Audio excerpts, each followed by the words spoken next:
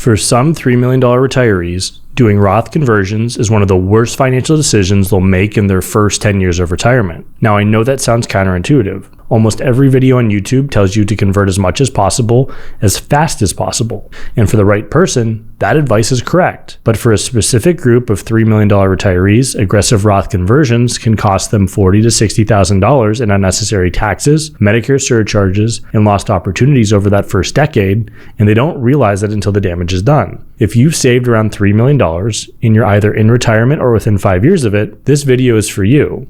Because there's a planning zone where conversions help and a zone where they actively hurt. And the difference between the two is narrower than most advisors will tell you. Today I'm going to show you exactly when Roth conversions stop working in your favor, what I call the overconversion cliff, why the conversion corridor is the only zone you actually want to live in, and how to tell which side of the line you're on before you sign off on another bill. And there's one specific situation where doing conversions at all is the wrong move. I'll get to that at the end because it's the one that nobody talks about.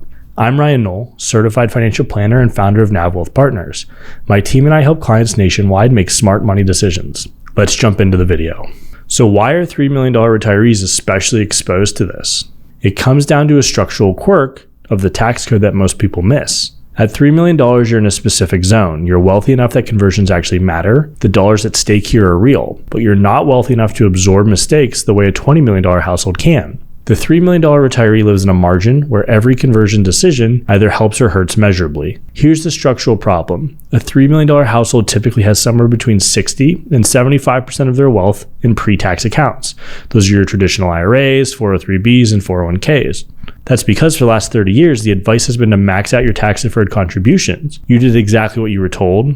The result is a portfolio that looks like this. Around $2 million in pre-tax accounts, around $600,000 in taxable brokerage, and around $400,000 in Roth if you had access to one later on in your career. And here's where the standard advice kicks in. Every advisor and YouTube channel says the same thing. Convert aggressively before required minimum distributions start. Fill the 22% bracket. Fill the 24% bracket if you have to. Get that pre-tax balance down. And that's where the problem starts, because that advice, fill the 22 or 24% bracket, assumes your future tax rates will be higher than the current ones. For a lot of $3 million retirees, that assumption's wrong, and acting on a wrong assumption costs you real money. Let me introduce a concept I use with every client at this asset level. I call it the conversion corridor. The conversion corridor is where the specific income range where Roth conversions create more lifetime value than they destroy. It's bounded by the low end of the bracket you'd be in anyways from your required distributions, and on the high end by the income level where IRMAA Medicare surcharges and lost capital gains opportunities start to outweigh the tax savings. For most $3 million retirees, the conversion corridor sits between roughly $100,000 and $200,000 of taxable income per year. Below that range, you're converting at a higher rate than your future RMDs would create, meaning you're paying tax now to avoid a smaller tax later on. Above that range, you're triggering IRMAA, eliminating your 0% capital gains opportunity, and creating downstream costs that often exceed the conversion benefit. And here's where the typical $3 million retiree gets caught. Their advisor tells them to fill the 22% bracket, which goes up to about $211,000 of taxable income for married couples in 2026. So they convert something like $150,000 a year. And that puts them right at the top edge of the conversion corridor, or sometimes over it. Let me show you what that actually looks like. Take a couple. Call them Jim and Karen. They're 65, they have $3.1 million saved, and their advisor has them converting $150,000 a year for the next 5 years, planning to delay Social Security until 70. On paper, it looks great. They're filling the 22% bracket, they're converting a meaningful chunk of their pre-tax balance. By year 5, they've moved $750,000 into Roth at an effective rate of about 19%. And that sounds good, right? Well, here's the problem, and this is the problem that applies directly to you if you're in this same range. Their conversion strategy triggered 3 downstream costs they never accounted for. And once we walk through what those are, you'll see why the standard 22% bracket advice can quietly destroy hundreds of thousands of dollars over a 25-year retirement. This is what I call the overconversion cliff. It's the zone just above the conversion corridor where each additional dollar of conversion costs you more than it saves. The first cost is IRMAA. When your modified adjusted gross income exceeds $218,000 for a married couple in 2026, your Medicare Part B and Part D premiums get a surcharge. The first tier of IRMAA for Part B adds about $84 per month. That's $2,000 a year for the couple. The second tier adds about $210 a month. That's $5,000 a year. And for a $3 million retiree who's already doing conversions, hitting these surcharges isn't theoretical. It's almost automatic if you're filling that 22% bracket. The second cost is your 0% capital gains window. If you stay inside the conversion corridor, below about $98,900 of taxable income for a married couple, your long-term capital gains and qualified dividends are taxed at 0% federally. That means your $600,000 brokerage account can be liquidated tax-free over time. Cross the overconversion cliff, and that window slams shut. Now you're paying 15% on every gain you take above that limit. The third cost is sequencing risk on your Roth itself. And this is the cost almost nobody talks about, even though it's the biggest one. When you convert aggressively in early retirement, you're paying the conversion tax out of your taxable account. That means you're depleting your most flexible asset to fund the conversion of your most tax-efficient asset. You're trading the flexibility of brokerage dollars for Roth dollars that may not end up saving you anything in taxes in the long run. If you're a $3 million retiree, your taxable brokerage account is one of the most powerful planning tools you have. Aggressive conversions destroy it. Now, I'll be honest with you, I see this pattern almost every week. A new client comes in, they've been working with an advisor for 3 or 4 years, and the advisor has them doing $150,000 of conversions every year because that's the right move. And when we model that out, what's actually happening to their wealth, the IRMAA surcharges, the lost capital gains opportunities, the depleted brokerage flexibility, the conversion strategy is destroying value, not creating it.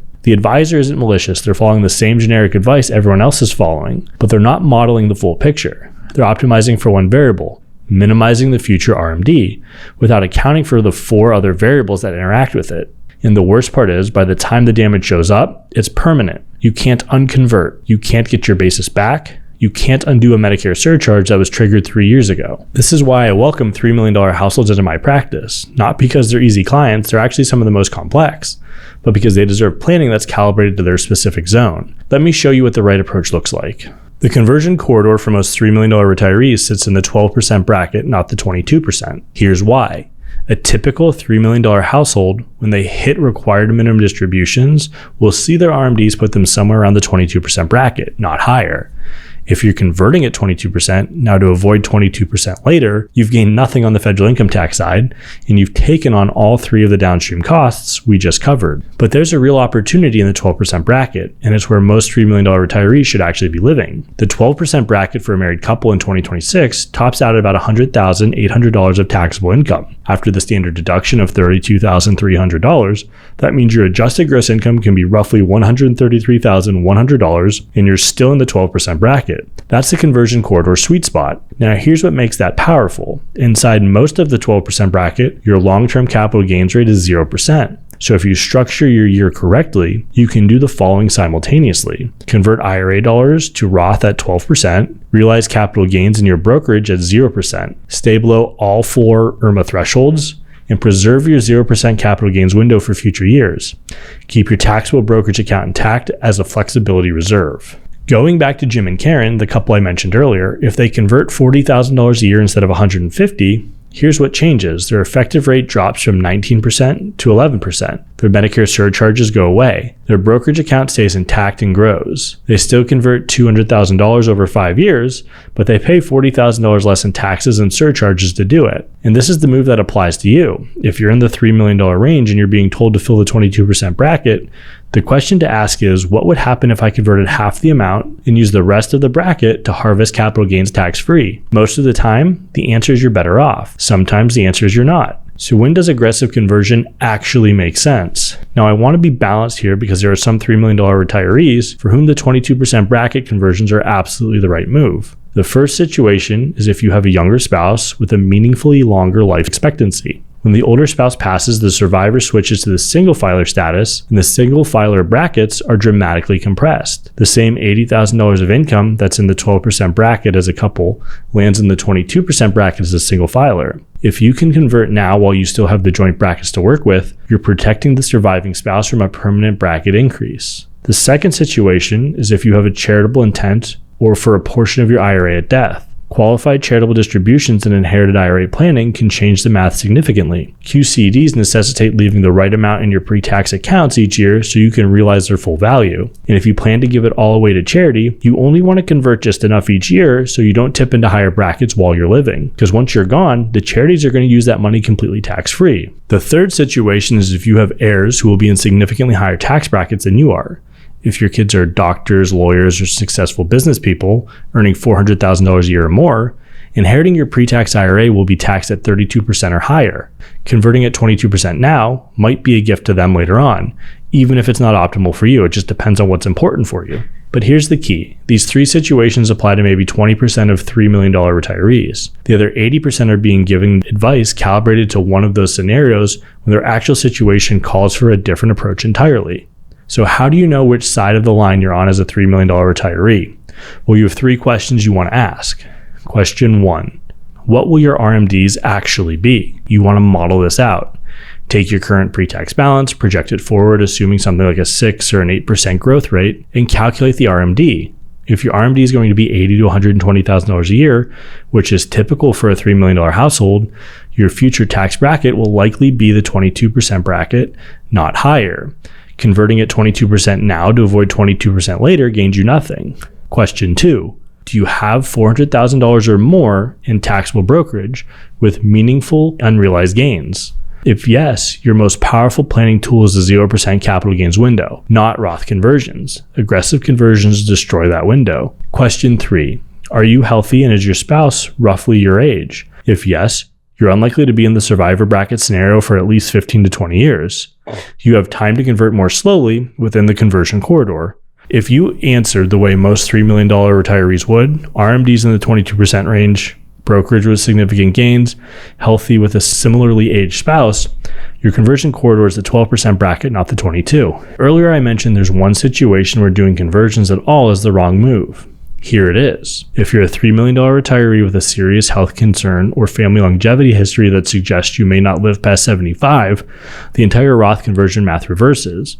Conversions only pay off if you live long enough to enjoy the tax-free growth and distributions. If your honest assessment of your life expectancy is into the early 70s, every dollar you convert is a dollar you paid tax on early and never got to use. Most advisors won't bring this up because it's uncomfortable, but it's real. Honestly, this is the conversation I've had a handful of times with clients facing health diagnoses, and it always changes the plan completely. The right move in those situations is often to do no conversions at all, accelerate brokerage harvesting at the 0% rate, and plan for an estate strategy that uses the step-up basis at death.